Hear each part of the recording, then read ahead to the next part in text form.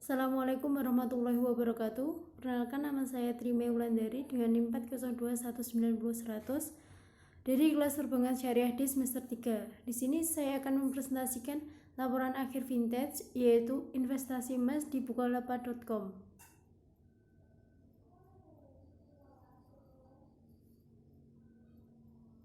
Teori vintage. Vintage adalah pengguna teknologi dalam sistem keuangan yang menghasilkan produk, layanan teknologi, atau model bisnis baru serta dapat berdampak pada stabilitas moneter, stabilitas sistem keuangan atau efisien, kelancaran, keamanan, dan keandalan sistem pembayaran. Perkembangan teknologi terbukti membawa manfaat bagi konsumen, pelaku usaha, maupun perekonomian nasional. Namun di sisi lain, memiliki potensi resiko yang apabila tidak dimitigasi secara baik dapat mengganggu sistem keuangan. Yang kedua, vintage syariah. Terdapat perbedaan antara vintage syariah dengan vintage konvensional. Vintage syariah harus mematuhi aturan syariah, baik dalam rukun dan syariat dalam akad. Armer berpendapat bahwa walaupun vintage ini terobosan baru, tetapi perkembangannya sangat pesat. Islam merupakan agama yang konvensif, sehingga dalam bidang keuangan pun setiap lembaga keuangan termasuk vintage tidak bisa lepas dari prinsip syariah. Tak ada perbedaan dengan fungsi dari vintage syariah dengan konvensional, sebab kedua jenis tersebut sama-sama ingin memberikan layanan keuangan. Perbedaan dari keduanya hanyalah akad pembiayaan saja, yang mana mengikuti aturan-aturan dari syariat Islam. Ada 3 prinsip syariah yang harus dimiliki vintage ini, yaitu tidak boleh maisir atau bertaruh, gharar, ketidakpastian, dan riba, jumlah bunga melewati ketetapan. Dasar hukum vintage yang pertama, UU nomor 11 tahun 2008 tentang informasi dan transaksi elektronik. Dalam UU ini menjelaskan bahwa transaksi elektronik adalah pembuatan hukum yang dilakukan dengan menggunakan komputer, jaringan komputer, atau media elektronik lainnya. Nomor 2, UU nomor 8 tahun 1999 tentang perlindungan konsumen. Dalam UU ini menjelaskan bahwa perlindungan konsumen adalah segala upaya yang menjamin adanya kepastian hukum untuk memberi 38 perlindungan kepada konsumen. Konsumen adalah setiap orang memakai barang dan atau jasa yang tersedia dalam masyarakat, baik bagi kepentingan diri sendiri, keluarga, orang lain, maupun makhluk hidup lain, dan tidak untuk diperdagangkan. Yang ketiga, Peraturan Bank Indonesia nomor 18/40/PBI/2016 tentang penyelenggaraan pemrosesan transaksi pembayaran. Yang keempat, Surat Edaran Bank Indonesia nomor 18/22/DKSP perihal penyelenggaraan layanan keuangan digital. Yang kelima, Peraturan Bank Indonesia nomor 19/12/PBI/2007 tentang penyelenggaraan teknologi finansial. Yang keenam, Peraturan Otoritas Jasa Keuangan atau PJOK 77 tahun 2016 tentang layanan pinjam meminjam uang berbasis teknologi informasi. Yang ketujuh, Peraturan OJK nomor 13/POJK-02/2018 tentang inovasi keuangan digital di sektor jasa keuangan. Yang terakhir, Fatwa Dewan Syariah Nasional Majelis Ulama Indonesia atau DSN MUI nomor 117/2018 tentang layanan pembiayaan berbasis teknologi informasi berdasarkan prinsip Islam syariah.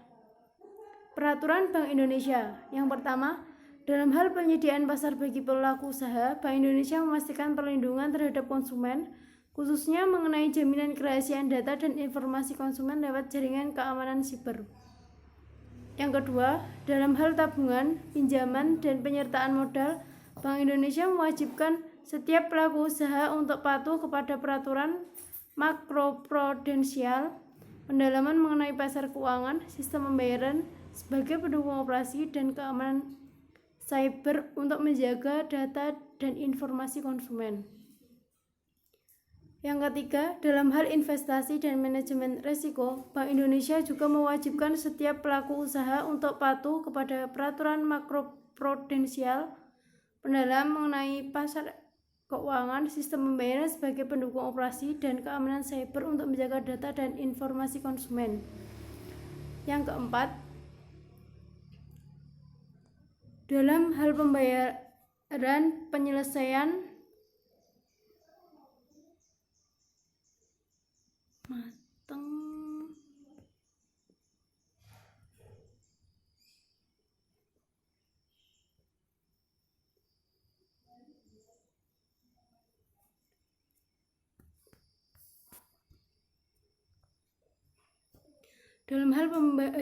penyelesaian settlement dan clearing, Bank Indonesia memastikan perlindungan terhadap konsumen khususnya mengenai jaminan kerahasiaan data informasi konsumen lewat jaringan keamanan cyber. Bank Indonesia menjamin keamanan dan ketertiban lalu lintas pembayaran dengan menjadi yang pertama, fasilitator. Bank Indonesia menjadi fasilitator dalam hal penyediaan lahan untuk lalu lintas pembayaran. Yang kedua, analisis bisnis yang intelijen melalui kerjasama dengan otoritas dan agen-agen internasional. Bank Indonesia menjadi analisis bagi para pelaku usaha terkait fintech untuk memberikan pandangan dan arahan tentang bagaimana menciptakan sistem pembayaran yang aman dan tertib. Asesmen, Bank Indonesia melakukan monitoring dan penilaian asesmen terhadap setiap kegiatan usaha yang melibatkan fintech dan sistem pembayaran menggunakan teknologi. Koordinasi dan komunikasi, Bank Indonesia menjaga hubungan dan otoritas terkait untuk tetap mendukung keberadaan fintech sistem pembayaran di Indonesia. Bank Indonesia juga berkomitmen untuk mendukung para pelaku usaha di Indonesia dengan memberikan pengarahan secara berkala mengenai fintech. Fatwa DSN MUI, pendukung operasi dan keamanan cyber untuk menjaga data dan informasi konsumen. Dalam hal pembayaran, penyelesaian statement dan clearing, Bank Indonesia memastikan perlindungan terhadap konsumen, khususnya mengenai jaminan kerahasiaan data dan informasi konsumen lewat jaringan konsumen cyber.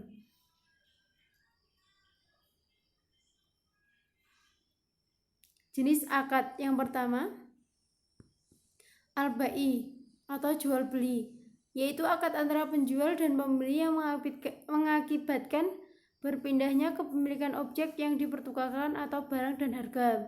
Yang kedua, ijarah, yaitu akad pemindahan hak guna atau manfaat atau suatu barang atau jasa dalam waktu tertentu dengan pembayaran ujroh atau upah.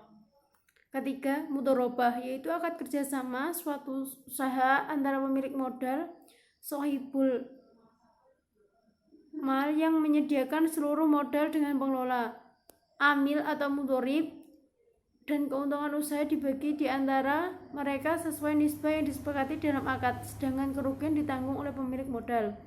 Yang keempat,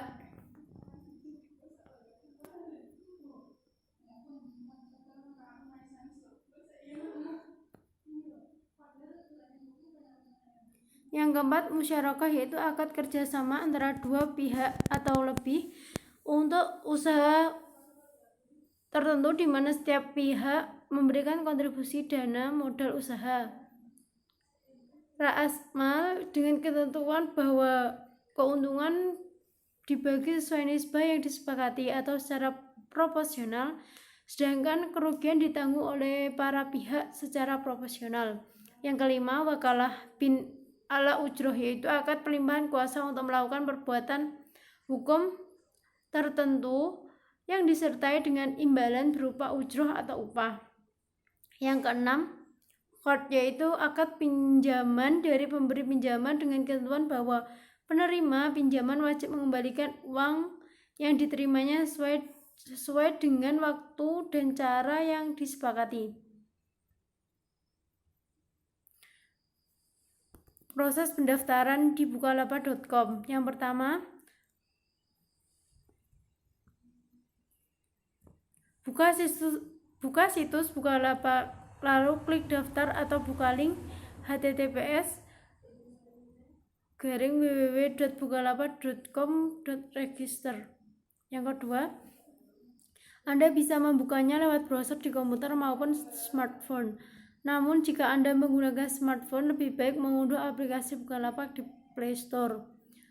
Yang ketiga, Anda akan dialihkan ke halaman pendaftaran user baru di bukalapak.com. Pada awal halaman tersebut Anda akan menentukan tombol daftar dengan Facebook serta daftar dengan Google. Abaikan saja karena Anda akan mendaftar dengan email. Yang keempat, langsung lakukan pengisian form pendaftaran yang ditampilkan. Yang kelima, pada bagian nama lengkap, isi dengan nama lengkap Anda, sebaiknya jangan digunakan nama samaran untuk meyakinkan pembeli akan kredibilitas akun toko Anda. Pada bagian email atau nomor handphone, tuliskan alamat email Anda yang masih aktif dan bisa Anda buka, karena verifikasi akun Anda akan dikirim lewat email. Yang ketujuh, klik jenis kelamin Anda. Isi username dengan nama pengguna yang ingin Anda gunakan di Bukalapak. Namun, nama ini akan menjadi link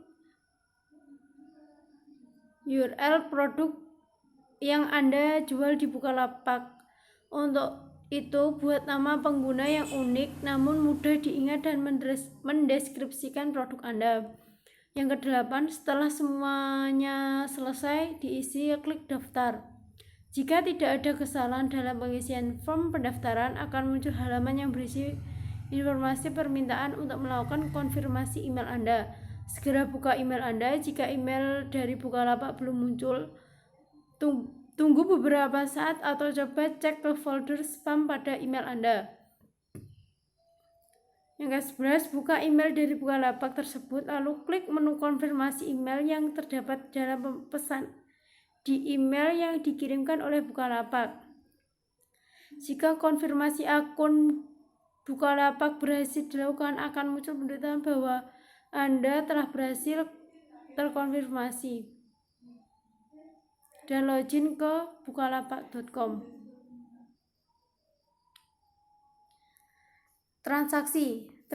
Di sini saya menggunakan transaksi 2, yaitu transaksi 1 dan transaksi kedua. Transaksi 1 saya bertransaksi 10.000 dan transaksi kedua bertransaksi 15.000. Caranya yaitu yang pertama, masuk ke akun Bukalapak. Yang kedua, buka halaman buka emas. Yang ketiga, klik coba sekarang. Yang keempat, lalu akan muncul halaman yang terdapat 2 menu pada landing halaman buka emas, yaitu emas hari ini serta saldo dan transaksi. Yang selanjutnya, emas hari ini. Halaman ini berisi informasi grafik perubahan harga emas, informasi harga beli emas per gram, dan informasi ketentuan transaksi pembelian. Selanjutnya, saldo dan transaksi. Halaman ini berisi informasi saldo emas yang dimiliki, saldo buka dompet, harga jual beli emas per gram, dan riwayat transaksi jual beli emas. Untuk membeli emas, pilih beli emas di pojok sebelah kanan dan pilih jumlah gram emas yang diinginkan. Setelah selesai memilih, maka otoritas akan muncul total pembelian, harga, nilai emas. Selanjutnya, pilih mode pembayaran dan segera lakukan pembayaran. Jika pembelian emas berhasil, akan muncul pop-up selamat pembelian emas berhasil. Cek setiap minggu. Minggu pertama, saldo 10.000. Transaksi minggu pertama mengalami kerugian 4,75%. Minggu kedua, transaksi minggu kedua mengalami kerugian 5,32%. Transaksi minggu ketiga mengalami kerugian 4,36%. Dan di minggu keempat mengalami kerugian 7,43%. Di sini saldonya sudah bertambah 15.000.